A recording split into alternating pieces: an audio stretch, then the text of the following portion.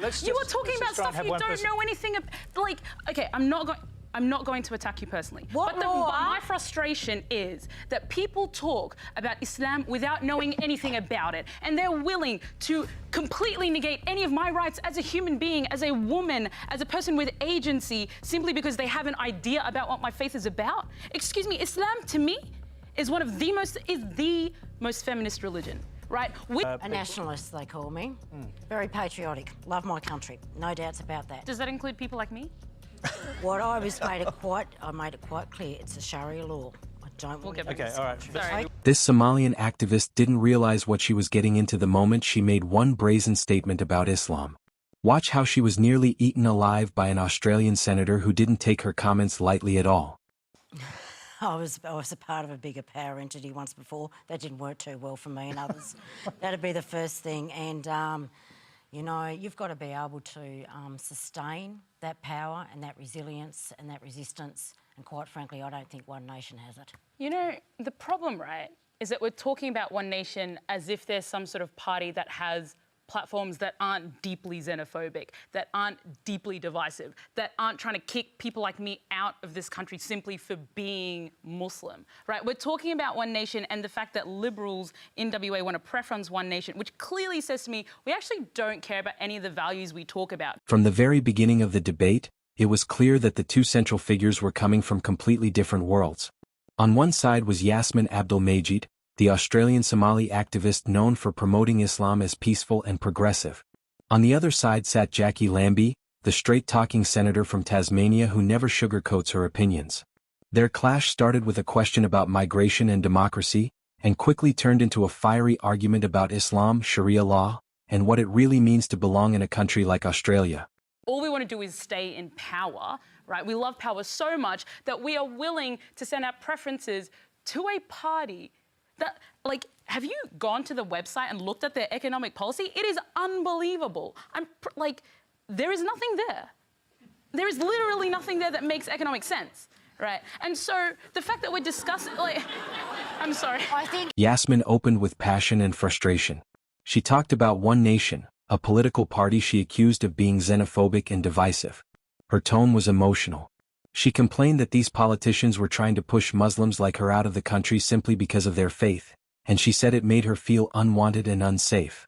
Up on that now. I think people are onto them. I'll tell you what I'm going to do is just move on to the next question. Sorry. Of course, it blows my mind. Like, One Nation wants to ban Muslims. They're talking about halal. Her focus was on discrimination, fear, and the idea that power was being used to silence people like her. Jackie Lambie, on the other hand, came in with a completely different tone. She spoke about the need to protect vulnerable Australians first.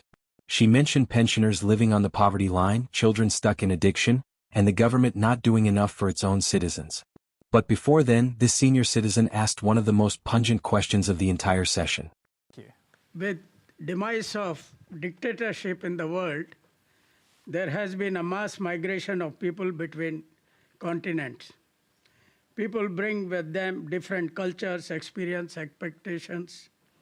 This mixture of people, some of them oppressed for a long time, has put the meaning of democracy in question.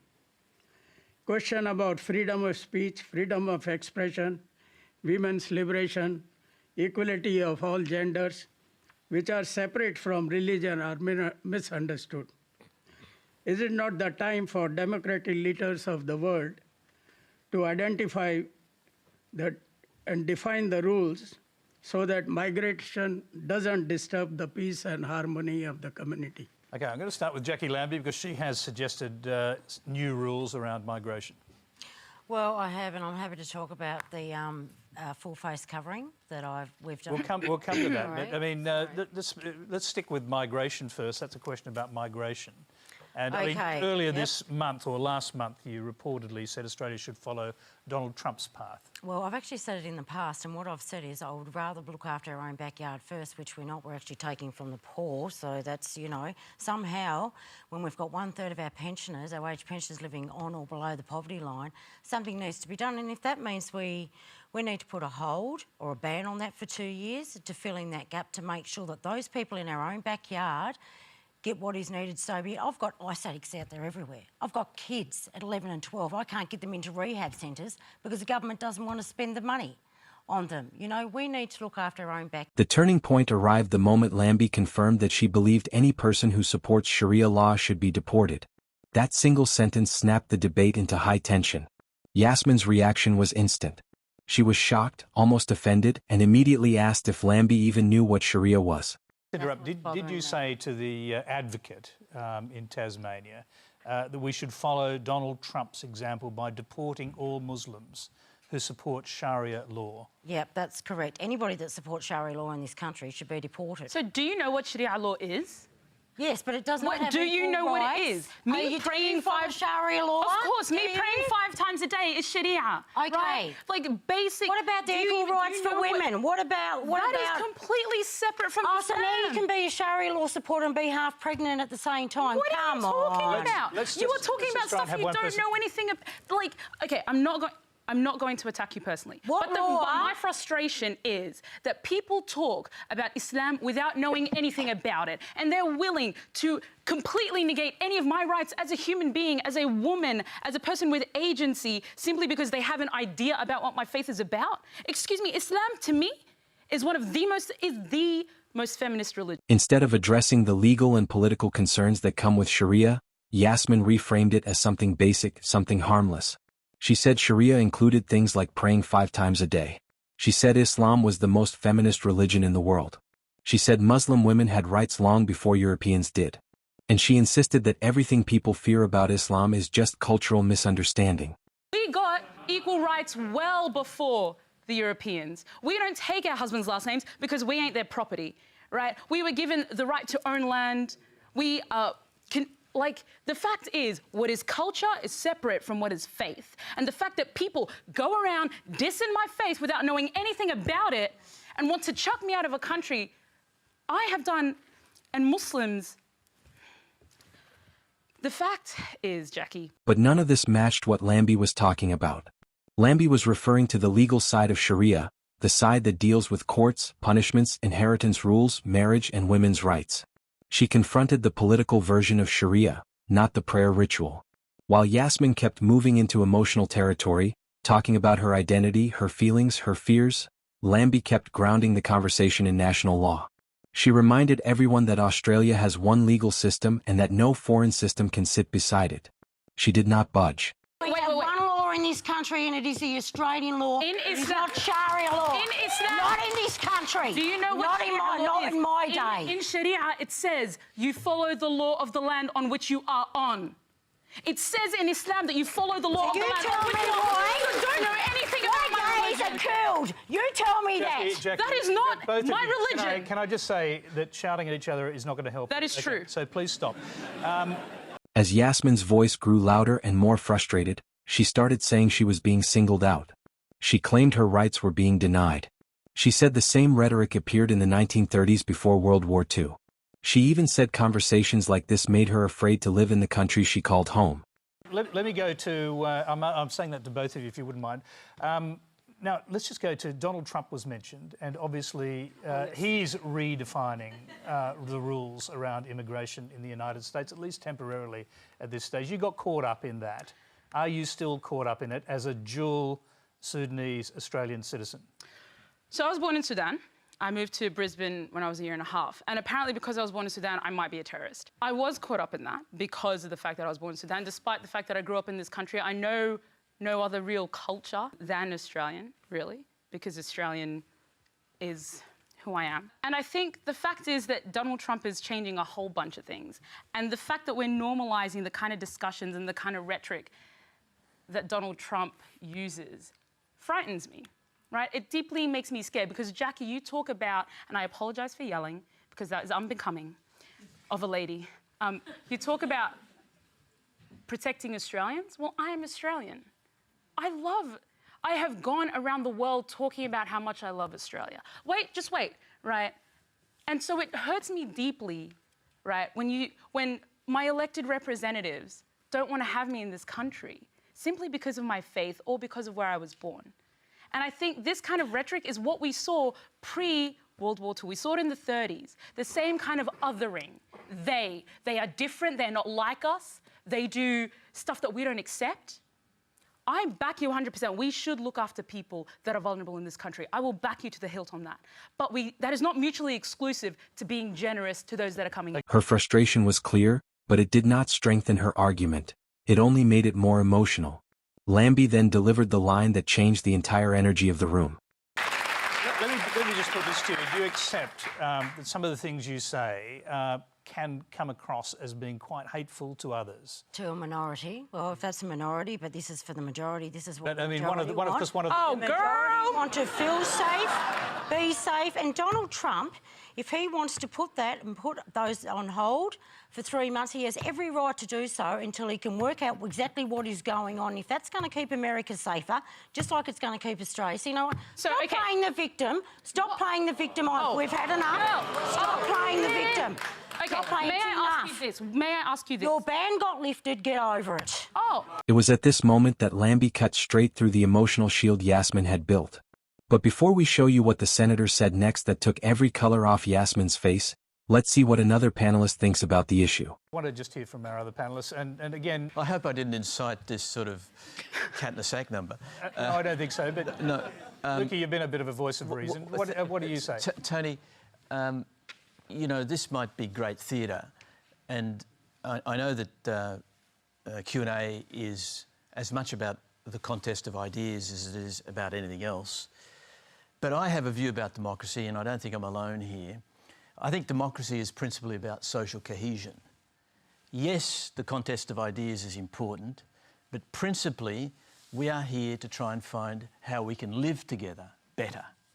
How do we do democracy better? I think the way we do it today is fraught because we are effectively promoting our differences because we are trying to elect people that are different from each other. They're campaigning to sort of win the vote.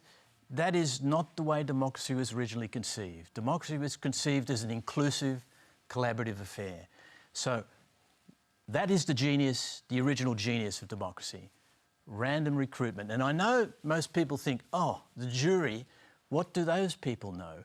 But with these projects that are being done around the world, in the last 10 years or so in particular, hundreds of citizen juries, here in Australia, dozens, they prove, they certainly demonstrate there's a real capacity for everyday people to address complex issues and come up with sensible recommendations to government. At this point, a member of the audience raises her hand to ask one very thought-provoking question. And this question will allow you to do it. It's from Jennifer Hartley. Thank you, Tony. As the behaviour of flamboyant politicians, both here and overseas, is consuming much of the media airtime, it's easy to forget, and the ruling Conservative Party is drifting further and further to the right, that it's easy to forget that at the last election, the majority of Australians did not vote for a hard-right conservative social and political agenda. The Liberal Party has traditionally been a broad church where there's been a wide range of views from deeply conservative to progressive. But this shift further and further to the right, isn't this a betrayal of the majority of Australians who did not vote for a hard right? OK, I'm going to start with James Patterson on this, and you can reflect on the other conversation. Yeah, look, I don't think it's true that Liberal Party's drifted to the right. I think we remain a broad church. Yeah, I know that might not be a popular view, but it's the truth. You should come and attend a Liberal Party room meeting sometime. The breadth of views and issues that are raised and the different perspectives are raised are pretty remarkable. And I think that's a really healthy thing. I think it's one of the great strengths of the Liberal Party. And I really appreciate, as a Liberal backbencher, the freedom that we are given to speak out on issues that are important to us, to speak out to our conscience, and even to cross the floor if we feel sufficiently strongly. That's not something that most of our political opponents have. Most other parties have a much tighter party discipline. And so they may show to the public a narrower frame of view, but that doesn't mean they don't have that diversity in their party. It just means that Democratic leadership isn't supposed to be lopsided or showing more favours to any special leanings, like leftist or rightists. But let's hear what the panellists said next. Is Malcolm Turnbull in any danger at all of losing the middle ground? Because obviously he had the potential to take the middle ground from the Labor Party. the middle ground of the Liberal Party and possibly even a number of Greens and occupy the centre of politics.